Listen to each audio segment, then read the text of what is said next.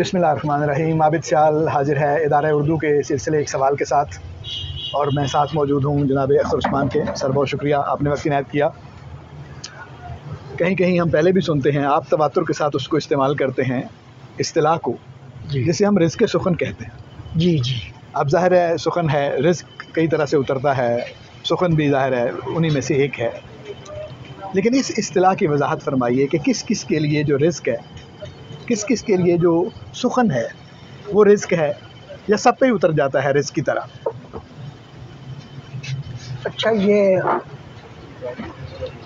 एक शेर से शुरू करते हैं। सर, खुद उड़ के पहुंचता है हमें रिज़्क़ हमारा, क्यों खार फिरें खोज में रोजीने के अपने। वाह वाह वाह, खुर्शीद रिज़वी। क्या बात है, रोजीने के अपने, सुभान अल्लाह। तो ये है कि ये जो रिज़्क़ सुखन है, ये भी जो दूसरा रिज़्क़ है उसी की तरह होता है। ठीक है, रिज़्क़ सुखन जीन्स में है, ये आपको जेनेटिकली ट्रांसफ़र होता है। ठीक है। बाकी वही TSLS वाली बात है, आपको 99% उसको पॉलिश करना पड़ता है, पॉलिश करने के लिए निखारना पड़ता है, उसको ज़्यादा करने के लिए मेहनत करना सेंचना पड़ता है, और वो बहुत ज़्यादा खून मांगता है, लहू मांगता है। आप उसको करते हैं तो वो ये है कि उसकी जो एलिवेशन है या बालिगगी उसकी जो है, उसका तरफ वो उसी वक्त किसी शायर के नसीब में हो सकता है जब तक उसने अपनी ज़बान की या अपने से मुल्हिका दूसरी ज़बानों की जो शेरखानी है, कितनी बार किस तरह की है, बाज़ नवीसी भी की है या नहीं की, या बाज़ खानी भी की है या नहीं की।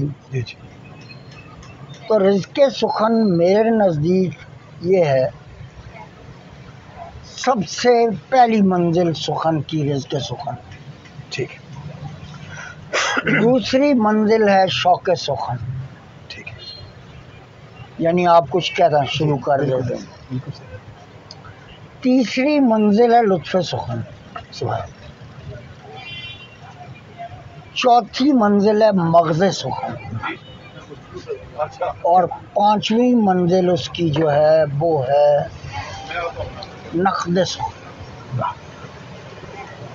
अब कुछ लोग हैं जो रिज़्क़ सुखन को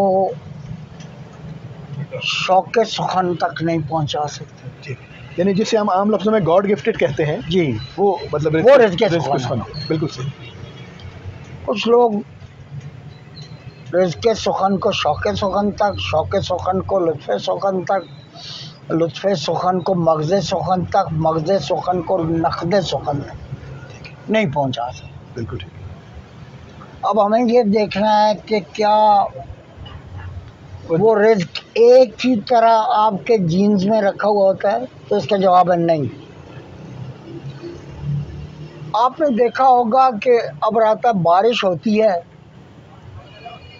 तो वो सारे दरख्तों पे पड़ती है, एक जैसी पड़ती, एक जैसी। लेकिन हर दरख्त जो है ख़ुसूसन फल वाला, वो उसका अपना जायका तरतीब देता है। क्या बात है। बिल्कुल यही हालत है शायरी की और शुअरा की। अब एक घास पे पड़ेगी तो घास उगेगी, जी हाँ, फल वाले पे पड़ेगी तो फल उगेगा। हाँ, बारिश तो वही है। वाह, बारिश है। क्या बात है। अच्छा, इससे बढ़कर एक बात यह है कि शुअरा में इस बात पर लड़ाई रहती है कि फ़लाँ मज़मून जो है वो फ़लाँ मेरा था, फ़लाँ उसका था, फ़लाँ उसका था, फ़लाँ उसका था। अगर हम पढ़ें दुनिया के अदब को, बेशक तर्जमा ही पढ़ें, तो बुनियादी मौज़ूआत तो जैसा कि सब को मालूम है वो तीन ही, ऐसे इंसान, खुदा, कायनात। ऐसे जो बाकी दीगर मौज़ूआत हैं वो इसके तहत आते हैं। बिल्कुल ठीक। मसलन रोमांटिसिज्म है, हाँ, तो इंसान के तहत आ गया। और इस तरह बहुत सारी जी, जी, मेटाफिजिकल पोइट्री है जो इल्हाम के तहत आ जाती है, और इस तरह की शायरी। तो रिज़्क़े सुखन मयसर हो तो अल्हम्दुलिल्लाह उसको शौक़े सुखन तक पहुंचाने के लिए मेहनत करनी चाहिए। हमारे बड़े बड़े अच्छे दोस्त जिनमें पोटेंशियल था, वो लुत्फ़े सुखन तक पहुंचे, लेकिन आगे जो मंजिलें ना मग़ज़े सुखन की और नक़दे सुखन की, वो बहुत मुश्किल है। अब नक़दे सुखन से मुराद ये नहीं है कि भाई वो छोटा लेके किसी के पीछे,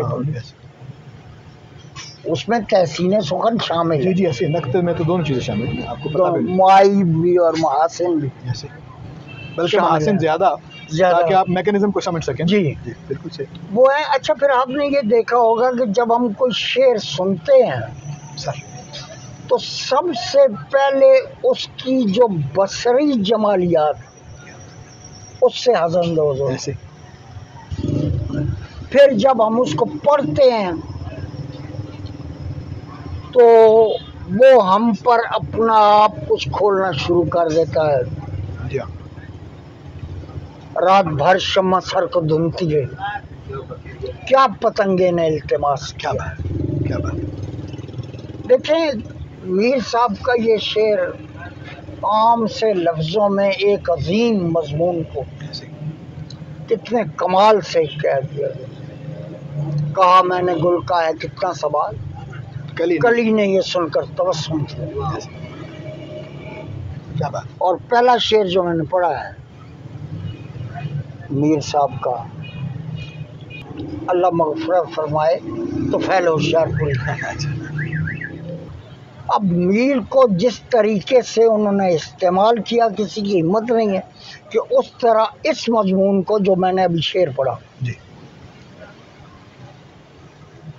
क्या पतंगे ने इल्तिमास किया, शम्मा ने ले लिया होश में परवाने को,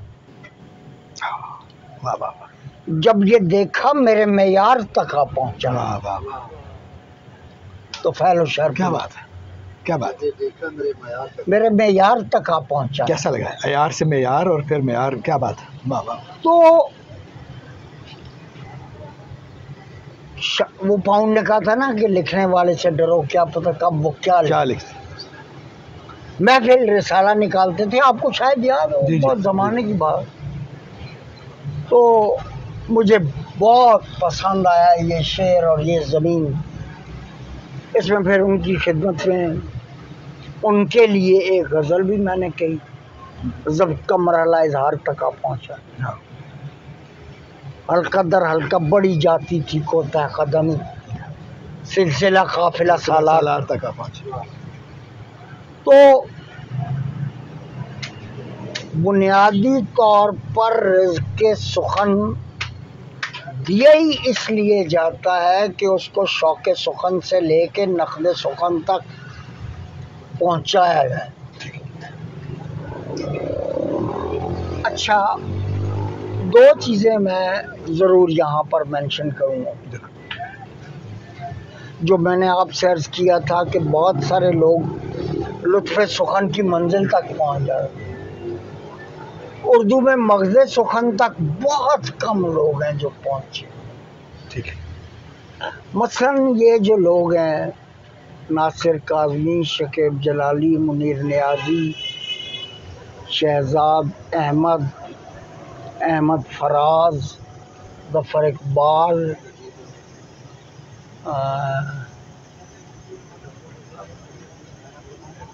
शकीब का भी नाम मैंने ले लिया। ये वो लोग हैं जो मग़ज़े सुखन तक आए, ठीक है, लेकिन मग़ज़े सुखन की जो शराइत थी उसमें एक दो नहीं थी। ठीक है। नक़दे सुखन तक तो बहुत कम लोग। देखिए,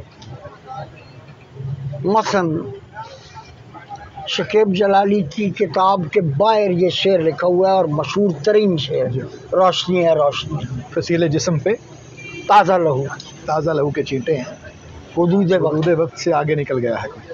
शकीब जलाली का असल नाम हुसैन इमाम रिजवी था। जी, हसन इमाम, हसन इमाम रिजवी। जी। तो अख्तर इमाम रिजवी उनके शागिर्द थे, बहुत कम लोगों को मालूम है। मुझे उनकी गुटी है तो मुझे याद, मेरे बाबा के दोस्त थे अख्तर इमाम रिजवी। उनका नाम था मोहम्मद अख्तर अली काज़मी। तो शकीब ने कहा कि यार ये अजीब सा है, तो अख्तर इमाम कर लो। तो उन्होंने कहा कि ठीक है, कर लिया।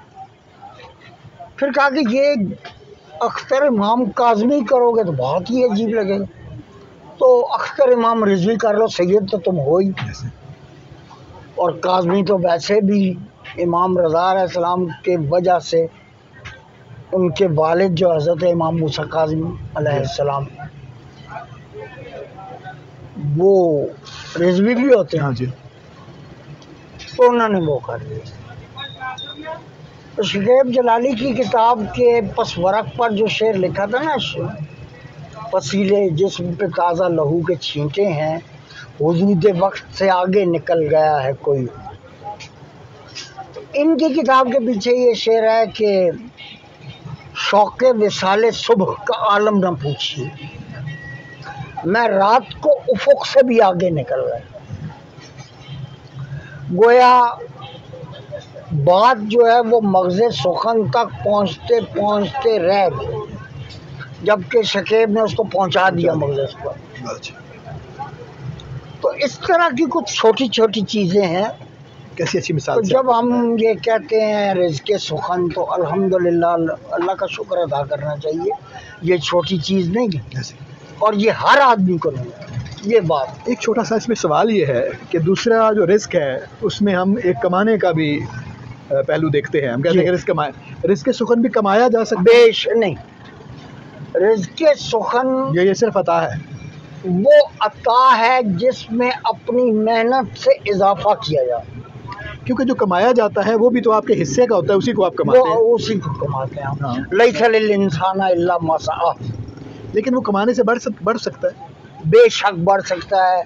मेहनत करने से उसमें इजाफा हो सकता है, रिज़्क़े सुखन में वो शौक़े सुखन तक आ सकता है, वो उससे अगला ज़ीना तय करके तो मग़ज़े सुखन तक, वो लुत्फ़े सुखन तक आ सकता है, फिर वो मग़ज़े सुखन तक आ सकता है, फिर नक़दे सुखन तक, और उसमें तहसीन सुखन और ये चीज़ें हैं। तो हमारे शायर हैं, कितने शायर हैं, अब मैंने जिनका नाम लिया वो मग़ज़े सुखन तक नहीं पहुँचे, पूरी लौट जिसका मैंने जिक्र किया उनमें एक दो के अलावा नहीं पहुँचे। अच्छा, अब उनमें कुछ नाम ऐसे हैं जो मग़ज़े सुखन तक पहुँचे नहीं, लेकिन मग़ज़े सुखन तक पहुँचने वालों से ज़्यादा मशहूर है। शोहरत अलग चीज़ है। नहीं, ज़ाहिर है मशहूर होना एक और चीज़ है, और उसमें और बहुत सारे मामलात जो हैं। शकीब जलाली मशहूर शायर नहीं, मकबूल शायर। जी हाँ। अहमद फराज मशहूर शायर है, मकबूल शायर नहीं। ठीक है, किसी वक्त इस पर भी बात करेंगे कि मकबूलियत और शोहरत जो है जी उसमें क्या फ़र्क है। मैंने भी कुछ इस पर बात की थी एक दफ़ा कॉन्फ्रेंस में कि शोहरत और मकबूल, बहरहाल इस पर बात करेंगे। तो आपने रिज़्क़े सुखन के हवाले से और उसके मदारिज के हवाले से, और ख़ास तौर पर उस पर जो मेरा सवाल था कि क्या कमाया जा सकता है, उस पर भी आपने अच्छी अपनी राय दी। तो इसका मतलब है कि यानी भरोसा करना चाहिए, जो कसाम अज़ल ने आपको दे दिया है उतना ही हो सकता है। बेशक। लेकिन फिर इसमें एक छोटी सी यह भी बात पैदा होती है, तो ये जो मेहनत करते रहते हैं शायर, तो वो जो दिया हुआ है उसी को कमाने की कोशिश करते रहते हैं। नहीं, जो नहीं दिया हुआ उसको हासिल करने की कोशिश करते हैं, जबकि उनके नसीब में नहीं। ठीक है। जैसे 1% जौहर के बगैर 99 या 99% मेहनत फजूल है। ठीक है। तो कोशिश जी बिल्कुल, कोशिश इसका मतलब है जौहर को पहचानने की होनी चाहिए। जी जी, ये जो कोशिश है वो अपने जौहर को पहचानने की होनी चाहिए, जो नहीं है उसका पैदा नहीं कर सकते। नहीं, उसको पैदा चलिए, बहुत शुक्रिया जनाब। उम्मीद है कि हमारे दोस्तों को ये बातें पसंद आई।